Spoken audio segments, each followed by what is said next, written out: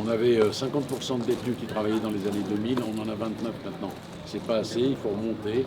Moi, c'est vraiment une ambition forte chez moi. Ça. Je trouve que la réinsertion par le travail, c'est quelque chose qui a du sens.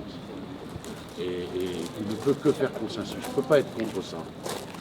C'est un chiffre catastrophique que celui de l'accès au travail dans les prisons. Alors ce chiffre, il est catastrophique de fait. On a vu un écroulement du nombre de prisonniers qui peuvent aller travailler. Mais ce qui n'a pas été souligné, mais que je me dois de souligner, c'est qu'évidemment la question du travail est un véritable problème, j'allais dire légal, mais aussi moral, parce qu'il faut savoir que le droit du travail n'est pas aujourd'hui appliqué dans les prisons françaises. Je sais que le monsieur Dupond-Moretti a un projet par rapport justement à l'accès au droit du travail, en partie en tout cas.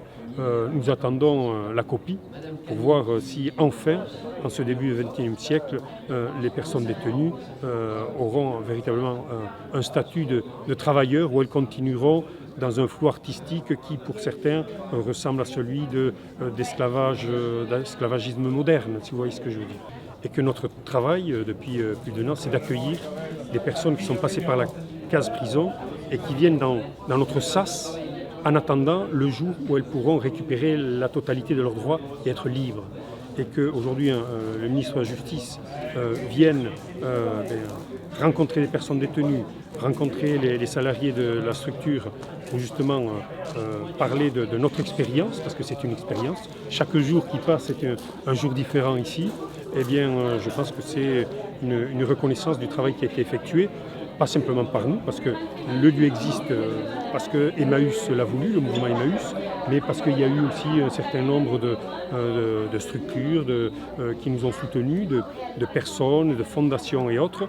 C'est, j'allais dire, cette solidarité sur le long cours qui a permis qu'aujourd'hui on existe, on travaille et que ce travail est reconnu, et aujourd'hui jusqu'au plus haut sommet de l'État. La difficulté, c'est que les femmes détenues par rapport à la population carcérale, c'est une toute petite partie, mais il y a peu de structures prévues pour leur accueil à la sortie, en aménagement de peine. Donc il y a une sorte d'inégalité finalement de fait homme-femme au niveau du monde carcéral aujourd'hui, et du coup ce genre d'initiative est vraiment très très intéressant pour la population féminine du coup qui est en prison. Voilà. Ouais, ça vient combler un vide, clairement. Donc, et être focalisé sur cette population qui représente à peu près 10% de la population pénale. On est passé de 4 à 10%, mais toutefois c'est une minorité dans la minorité. Et en plus, à l'intérieur, vous avez mis qu'on peut accueillir aussi des personnes transgenres, minorité dans la minorité, donc c'est très intéressant. Donc cette alternative, effectivement, et voilà, c'est un outil important. Et puis que le ministre se déplace pour faire un focus, c'est important.